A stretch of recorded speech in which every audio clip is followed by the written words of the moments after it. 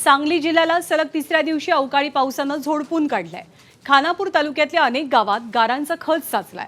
पळशी, हिरवे, भिवघाट या भागात गारांचा पाऊस पडला। जिल्ह्यातील तासगाव तालुक्याला सुद्धा वादळी वाऱ्याचा मोठा फटका बसलाय। खानापूर घाटमाथ्यावरती सध्या द्राक्षांचा हंगाम अंतिम टप्प्यात असताना पडलेल्या अवकाळी पावसामुळे शेती पिकांचं मोठं नुकसान झालंय।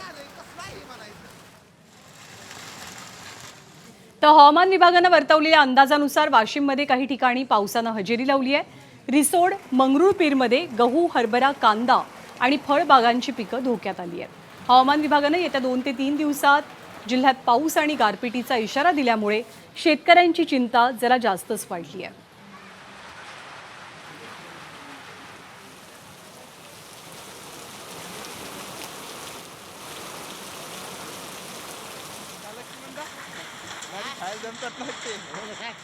तर नाशिकच्या बागलाण तालुक्यात सलग दुसऱ्या दिवशी अवकाळी पाऊस पडला। अवकाळी पाऊस आणि गारपिटीमुळे गहू, हरभरा आणि काढणीला आलेला कांदा खराब होण्याची भीती व्यक्त होते।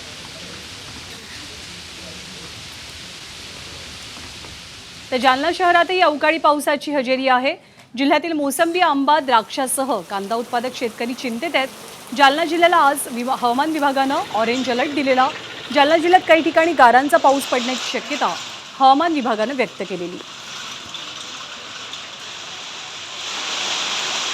अमरावतीतील अंजनगाव, सुरजी तालुक्यात वादळी वाऱ्यासह पाऊस आणि गारपीट झाली। अंजनगाव, सुरजी तालुक्यातील चिंचोली बुद्रुक गावात दुपारनंतर अचानक पाऊस आला।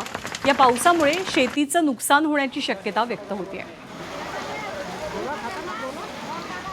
तर जळगाव जिल्ह्यातही अनेक ठिकाणी अवकाळी पावसासह तुरळक स्वरूपात गारपीट झाली। या पावसाच्या आणि गारपिटीच्या वाऱ्यामुळे कापणीला आलेल्या गहू, हरभरा आणि मका पिकाला मोठा फटका बसलाय। भुसावळ, जामनेर, बोदवड, भडगाव, पाचोरा आणि चाळीसगाव या तालुक्यांमध्ये अवकाळीमुळे पिकांचं नुकसान झालंय। तर जिल्ह्यात आजही अनेक ठिकाणी वादळी वाऱ्यासह अवकाळीची शक्यता आहे।